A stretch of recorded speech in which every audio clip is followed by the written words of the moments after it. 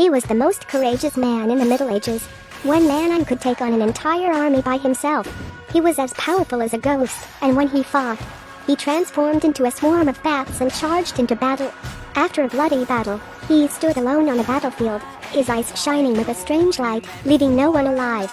He was the famous Vlad III, nicknamed Vlad the Impaler, son of the dragon, because he used to put a long stake through the body of prisoners of war. But he's also known by another name you'll know better, the progenitor of vampirism, Dracula. Today we'll take you through the life and times of Count Dracula, see how an imperial prince was turned into a vampire. A long time ago, an ancient Roman prophet predicted that a man who made a deal with the demons of hell to gain the power of darkness would eventually become a monster that fed on blood. Trapped in a cave for the rest of his life, only by finding a new replacement could he break the spell and be free. As a small Eastern European lord, Vlad is under constant threat of invasion by the Ottoman Empire. Even the messengers of the other side look down on him. He makes a high-handed offer, forcing him to give up 1,000 of his children to join the Ottoman army for any reason, or they would start a war. And Vlad, who had been sent as a hostage since he was a child, knew how brutal Ottoman was. So he went to negotiate with Mehmed himself, hoping that he would give his people a break, for the sake of the long wood they used to grow together. But now Mehmed has an army of 100,000, and his eyes are only on conquest. There is nothing left of the old friendships. He refused Vlad's plea, and urged him to hand over his men quickly. As punishment for his failure to raise troops, he demanded that his only son be taken hostage as well. When the queen learned of the news, she refused to let her child fall into the clutches of the king. But with the arrival of Mehmed's guards, the young prince stepped forward, and decided to take up his responsibility. He said to his father, "I can do it. You're proud of me, aren't you?" The words of his son touched Vlad's heart. He didn't want his son to make the same mistake he had made, so he quietly told him to run back in the middle of the journey.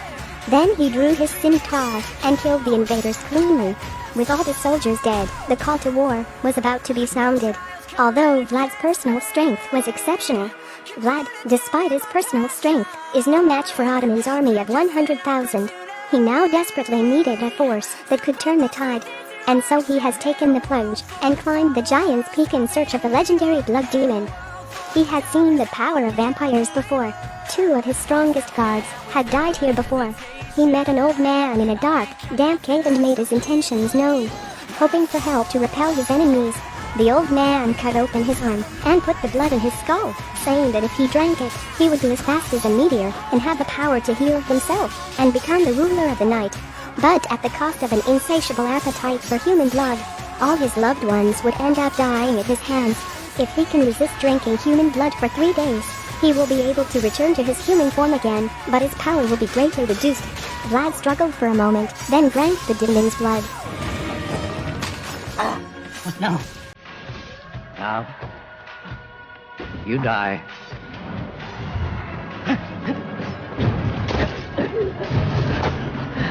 The man wakes up from the river. His eyes are like a torch. He can sense animals 1,000 meters away through his sonar. Even the stars in the sky are clearer than ever. By now, he had gained the full power of a vampire. He flew through the woods. His body suddenly transformed into a swarm of bats, and he was able to teleport. Vlad went into battle alone. He is now so full of power that he can withstand 1,000 armies by himself. He was like the Grim Reaper, charging through the enemy army. It's just a game of mowing the grass.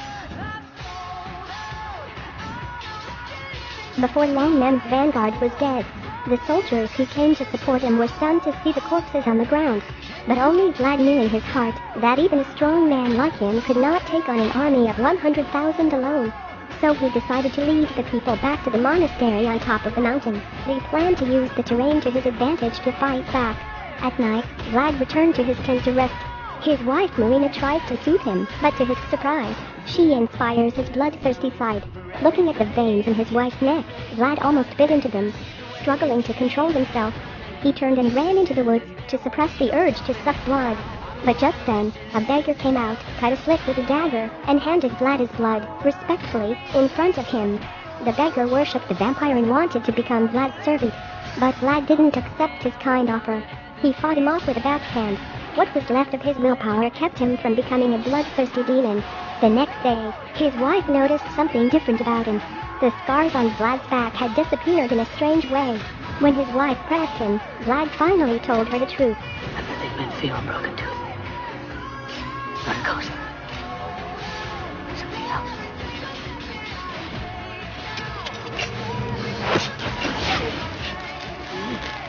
Seeing her husband like that, Marina was distraught. She knew it was to protect his people that Vlad had become a monster. Since Vlad couldn't appear in the sunlight, Marina lied to the public that he had gone out on a scouting trip. Everyone had to march faster to the monastery for shelter. On the way there, they were attacked by Ottoman, a group of unarmed civilians unable to defend themselves. In the nick of time, Vlad arrived in time to take care of the stragglers, defusing the crisis and leading the rest of his people into the monastery. To deal with the enemy, Vlad supervised the manufacture of weapons overnight. But his fear of sunlight was discovered by one of the priests during the day. The priest, who already suspected him of being a vampire, approached him with a sword made of pure silver. The priest used the silver sword to cut open the tent. The sun shone directly on Vlad's face. His cheeks began to melt and his skin flaked off.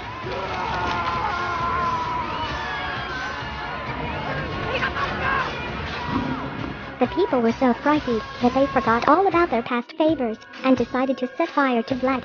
Despite the queen's desperate attempts to stop them, they wouldn't listen to any explanation. Just then, the smoke turned into a dark cloud, which instantly swallowed the blazing sun. Vlad emerged from the flames unscathed. He was furious at the people who had betrayed him. You are alive because of me! You're alive, because of me. If the queen hadn't stopped him in time, and didn't want to show his brutal side in front of his son, he would have gone on a killing spree. On the other side, Mehmed also received a tip that the old resistance hand, Vlad, had turned into a vampire. In order to prevent the soldiers from getting scared, he temporarily blindfolded them.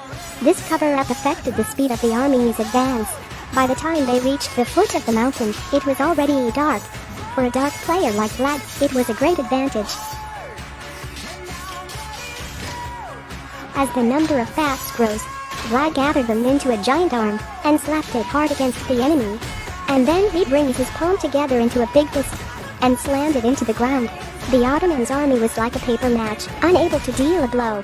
Then Vlad transformed himself into a bat and teleported to the battlefield, knocking Mehmed off his horse, intending to capture the enemy's head and force him to retreat. However, he found out that the man was just a double. Vlad realizes he's been tricked into a diversion. An enemy army had infiltrated the monastery and slaughtered the people. Even his wife was pushed off a cliff. He immediately turned into a bat and flew back. But even though he had great power now, he could not change his wife's fate. He could only watch her fall off the cliff. As she was dying, his wife asked Vlad to suck her blood because the sun had come up. Vlad is about to lose his power, but his son has been captured by the enemy, and he needs to go to his rescue. Vlad hesitates.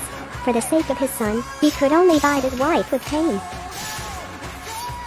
Vlad, the good, peace-loving king, was dead for good. A powerful vampire, Dracula, was born. He went to seek revenge on Mehmed with a lot of anger. At this moment, Mehmed could never have imagined that Dracula was not the only one coming to kill him. It was his army of vampires. He shared his blood with his dying people, assimilating them into new vampires. Then he took them with him and slaughtered the Ottoman army. With his own kind to help him clear out the stragglers, Vlad was finally free to focus on the king Mehmed.